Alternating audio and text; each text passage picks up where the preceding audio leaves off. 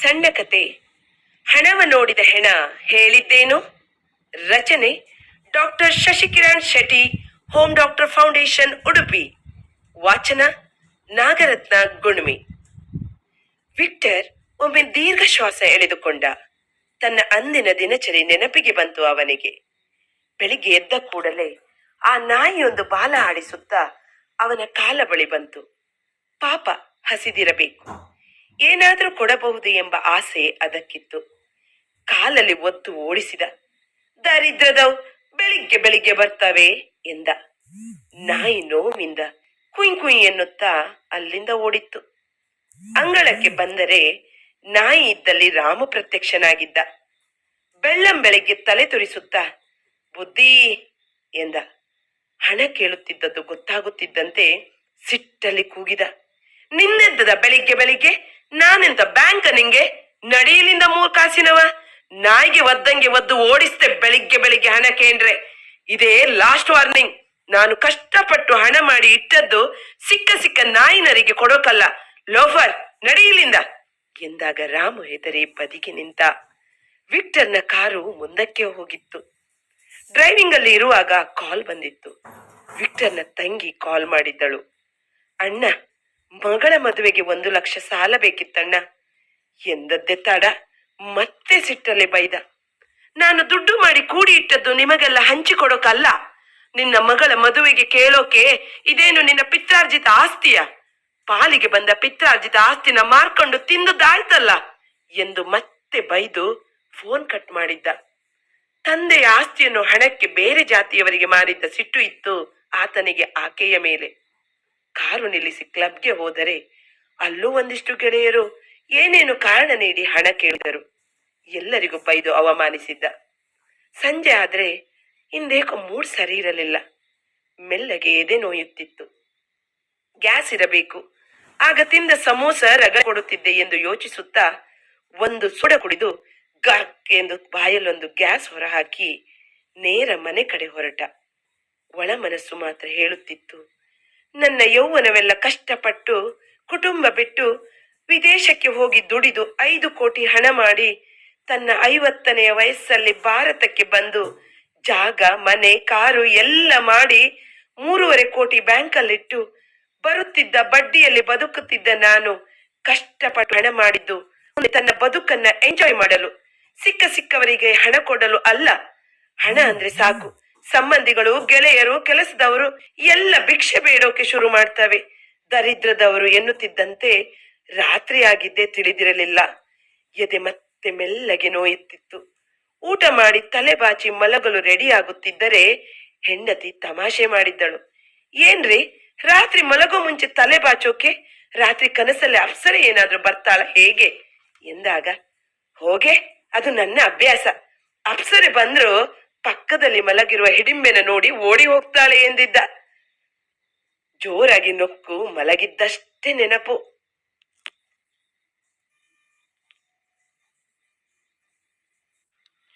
ಮತ್ತೆ ಏನು ನೆನಪಿಗೆ ಬರುತ್ತಿರಲಿಲ್ಲ. ಮತ್ತೆ ನೆನಪಿಸಿದ. ಹಾ, ಸ್ವಲ್ಪ ನೆನಪಿಗೆ ಬರುತ್ತಿತ್ತು.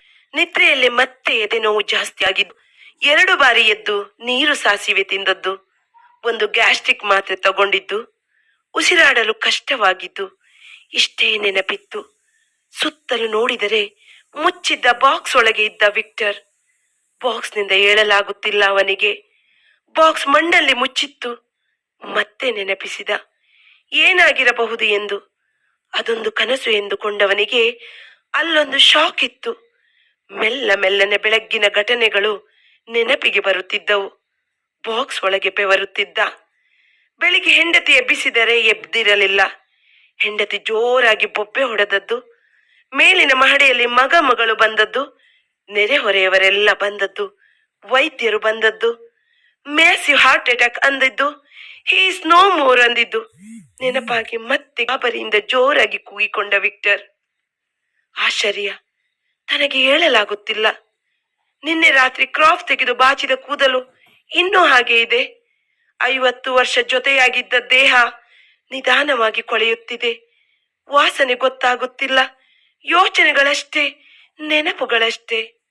ಸತ್ತು 1 ದಿನವಾದರೂ ಸುತ್ತಾಡುತ್ತಿದೆ. ತಾನು ಬದುಕಿದ್ದಾಗ ನಿತ್ಯ ತಿರುಗಾಡಿದ ಸ್ಥಳಗಳಲ್ಲೆಲ್ಲ ಸಂಚರಿಸುತ್ತಿದೆ.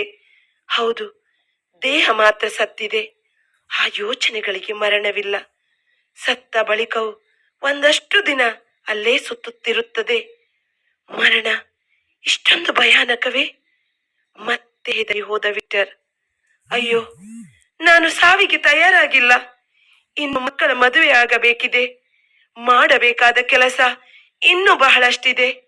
ಈಗಷ್ಟೇ ಕೆಲಸ ಮುಗಿಸಿ 3.25 ಕೋಟಿ ಹಣ ಜಾಗ್ರತೆಯಲ್ಲಿ ಬ್ಯಾಂಕಲ್ಲಿ ಇಟ್ಟು FD ಇಟ್ಟಿದ್ದೆ.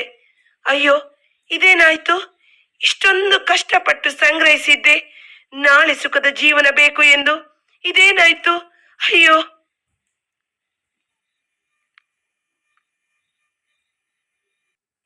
ಮತ್ತೆ ಬೆಳಗ್ಗಿನ ತನ್ನ ಕೊನೆಯ ಪಯಣದ ನೆನಪಾಯಿತು ಅವನಿಗೆ.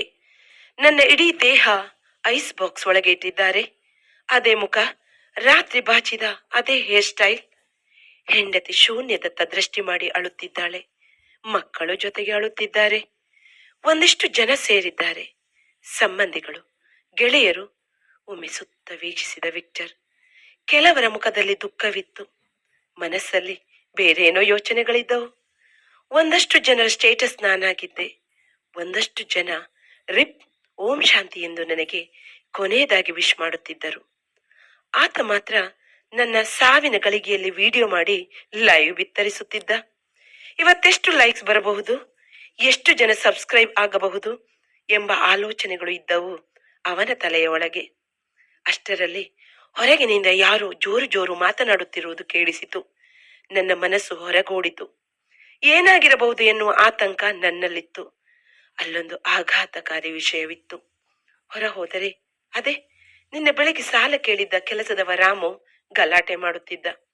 ಅವನ ಬ್ಯಾಂಡ್ ಸೆಟ್ ನನ್ನ ಅಂತಿಮ ಯಾತ್ರೆಗೆ ಹೋಗಬೇಕಿತ್ತು. ಆತ ತಾನು ಬ್ಯಾಂಡ್ ಸೆಟ್ ಕಳುಹಿಸುವುದಿಲ್ಲ, ನಾನು ಬರುವುದಿಲ್ಲ ಎಂದು ಹಠ ಹಿಡಿದಿದ್ದ. ಆತನ ಮಾತು ಆಲಿಸುತ್ತಿದ್ದ ವಿಕ್ಟರ್. ಬೆಳಿಗ್ಗೆ ಮಗನಿಗೆ ಹುಷಾರಿರ್ಲಿಲ್ಲ. ಈ ಪುಣ್ಯಾತ್ಮನ ಹತ್ರ 1000 ರೂಪಾಯಿ ಕೇಳೋಕ್ ಬಂದ್ರೆ ನಾಯಿಗ್ ಬೈದಂಗೆ ಬೈದಿದ್ದ.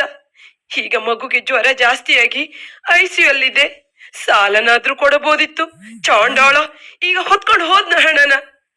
ಅವನ ಮಾತುಗಳಲ್ಲಿ ನೋವಿದ್ದರೆ ಕಣ್ಣುಗಳಲ್ಲಿ ಕಣ್ಣೀರು ಜಿನುಗುತ್ತಿತ್ತು. ಬೆಳಿಗ್ಗೆ 1000 ರೂಪಾಯಿ ಕೊಡಬಹುದಿತ್ತು.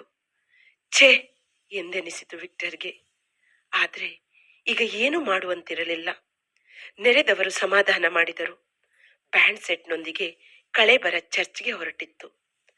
ಒಂದಿಷ್ಟು ಜನರ ಮಧ್ಯೆ ಕಣ್ಣೀರು ಒರೆಸಿಕೊಳ್ಳುತ್ತಿದ್ದ ಗೊಣಗುತ್ತಿದ್ದ ತಂಗಿಯನ್ನು ನೋಡಿದ ವಿಕ್ಟರ್. ಹಣ ಹಣ ಅಂತ ಜೀವನೇ ಬಿಟ್ಟ. ರಕ್ತ ಸಂಬಂಧಗಳನ್ನು ಹಣದಲ್ಲೇ ಆಳತೆ ಮಾಡಿದ ಪಾಪಿ. ನಿನ್ನದೇ ತಂಗಿ ಮಗಳ ಮದುವೆಗೆ ಸಮಯಕ್ಕೆ ಸಹಾಯ ಮಾಡದ ನೀನು, ಹಾಗೂ ನಿನ್ನ ಹಣ ನನ್ನ ಹಳೆಯ ಚಪ್ಪಲಿಗೆ ಸಮಾನ ಎನ್ನುತ್ತಿದ್ದಳು ಬೇಸರದಲ್ಲಿ. ಆಗ ವಿಕ್ಟರ್ ಒಮ್ಮೆ ಯೋಚಿಸಿದ. 3.25 ಕೋಟಿ ಹಣ ಬ್ಯಾಂಕಲ್ಲಿ ಬಡ್ಡಿಗೆ ಬಿಟ್ಟಿದ್ದ. ತಿಂಗಳಿಗೆ 1.5 ಲಕ್ಷ ಬಡ್ಡಿಯೇ ಬರುತ್ತಿತ್ತು. ಖರ್ಚಿಗೆ 50,000 ಸಾಕಿತ್ತು. ಒಂದಿಷ್ಟು ಕಷ್ಟದಲ್ಲಿದ್ದವರಿಗೆ ಕೊಡಬಹುದಿತ್ತು ಎಂದು. ಆದ್ರೆ ಈಗ ಸಮಯ ಮೀರಿತ್ತು. ಬಾಕ್ಸ್ ಅನ್ನ ಗುಂಡಿಯಲ್ಲಿಟ್ಟು ಫಾದರ್ ಪ್ರೇಯರ್ ಮುಗಿಸಿದ್ದರು. ಮೊದಲು ಮನೆಯವರು, ನಂತರ ಅಲ್ಲಿ ನೆರೆದವರು ಒಬ್ಬೊಬ್ಬರಾಗಿ ಮಣ್ಣು ಮುಚ್ಚುತ್ತಿದ್ದರು. ಅಲ್ಲಿ ಬೆಳಿಗ್ಗೆ ಸಾಲ ಕೇಳಿ ಉಗಿಸಿಕೊಂಡಿದ್ದ ಸ್ನೇಹಿತರ ಗುಸುಗುಸು ಮಾತುಗಳು ಕೇಳುತ್ತಿತ್ತು.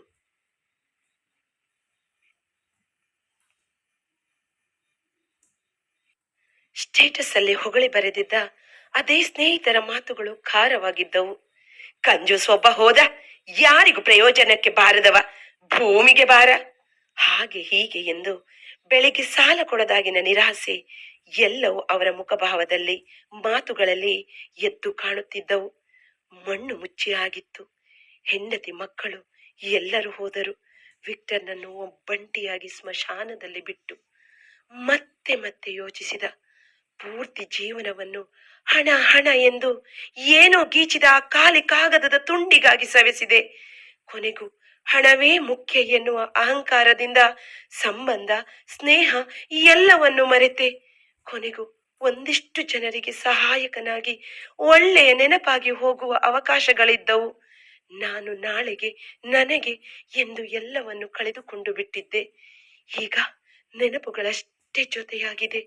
ಇನ್ನು ಪ್ರಪಂಚ ನನ್ನನ್ನು ಮರೆತೇ ಬಿಡುತ್ತದೆ. 24 ಗಂಟೆಯೊಳಗೆ ಜನರ ಸ್ಟೇಟಸ್ನಿಂದ, 24 ದಿನದೊಳಗೆ ಜನರ ಮನಸ್ಸಿನಿಂದ, 3 ವಾರದೊಳಗೆ ಬಂಧುಗಳ ಮನಸ್ಸಿನಿಂದ, 1 ವರ್ಷದೊಳಗೆ ಮನೆಯವರ ನೆನಪಿನಿಂದ ಬಹಳ ದೂರ ಹೋಗುತ್ತೇನೆ.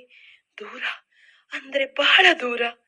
ಮತ್ತೆ ನಮ್ಮ ಅಸ್ತಿತ್ವದ ಕುರುಹುಗಳೆಲ್ಲ ಒಂದೊಂದಾಗಿ ಮಾಯವಾಗಿ ಕೊನೆಗೆ ಇದ್ದ 1-2 ಫೋಟೋ ಕೂಡ ನಮ್ಮವರಿಂದ ಮಿಸ್ ಆಗಿ ಬಿಡಲಿದೆ. ಈಗ ಎಲ್ಲ ಅರ್ಥವಾಗಿತ್ತು ವಿಕ್ಟರಿಗೆ, ಆದ್ರೆ ತುಂಬಾ ತಡವಾಗಿತ್ತು. ಈಗ ಸಹಾಯ ಮಾಡುವುದಿರಲಿ, ತನ್ನ ದೇಹವನ್ನ ತಿನ್ನುತ್ತಿರುವ ಈ ಹುಳಗಳನ್ನು ದೂಡಲು ಕೂಡ ಆಗುತ್ತಿರಲಿಲ್ಲ ಅವನಿಂದ. ಅಷ್ಟರಲ್ಲಿ ಬಾಕ್ಸ್ ಮೇಲೆ ಇರುವ ಮಣ್ಣಿಗೆ ನಾಯಿಯೊಂದು ಮೂತ್ರ ಮಾಡುತ್ತಿತ್ತು. ಹೌದು, ಅದೇ ನಾಯಿಗೆ ಬೆಳಿಗ್ಗೆ ಕಾಲಲ್ಲಿ ಒದ್ದು ಓಡಿಸಿದ್ದ ವಿಕ್ಟರ್ ಈಗ ಅದು ಕೂಡ ತನ್ನ ಸೇಡನ್ನ ತೀರಿಸಿಕೊಳ್ಳುತ್ತಿತ್ತು. ಅದೆಷ್ಟು ಸತ್ಯ ನೋಡಿ. ಇದನ್ನೇ ಡಿವಿಜಿಯವರು ಅಂದು ಹೇಳಿದ್ದು. ಹೆಸರು ಹೆಸರೆಂದು ನೀ ಬಸವಳಿಯುವುದೇ ಕೈಯ, ಮಣ್ಣಲ್ಲಿ ಮಣ್ಣಾಗಿ ಓಹನಲೆ ನೀನು, ಮುಸುಕಲಿ ಧರೆಯು ಮರೆಯು ಎನ್ನನು ಎನ್ನುತ್ತ ಬೇಡುವ, ಮುಸುಕದಿರು ಮಣ್ಣಿನಲ್ಲಿ ಮಂಕುತಿಮ್ಮ. ಕೇವಲ ಹೆಸರು ಹಣವೇ ಜೀವನವಲ್ಲ. 4 ಜನ ನೀನು ಮಾಡಿರುವ ತಪ್ಪುಗಳನ್ನು ಮರೆಯುವಂತೆ ನೀನು ಬದುಕಿ ತೋರಿಸಬೇಕು. ನೊಂದವರಿಗೆ ನೆರವಾಗಿ ನಿನ್ನ ಭೂಮಿಯ ಋಣವನ್ನು ತೀರಿಸು. ಯಾಕೆಂದರೆ ನೀನು ಮಣ್ಣಿಗೆ ಸೇರಿದಾಗ ಅಲ್ಲಿ ಮಿಸುಕಾಡಲು ಕೂಡ ನಿನ್ನಿಂದ ಸಾಧ್ಯವಿಲ್ಲ. ಏನು ಮಾಡುವುದಿದ್ದರೂ ಇಲ್ಲೇ ಮಾಡು. ಪ್ರಸ್ತುತ ಅದೆಷ್ಟು ಸತ್ಯವಾಗಿದೆ ಅಲ್ಲವೇ?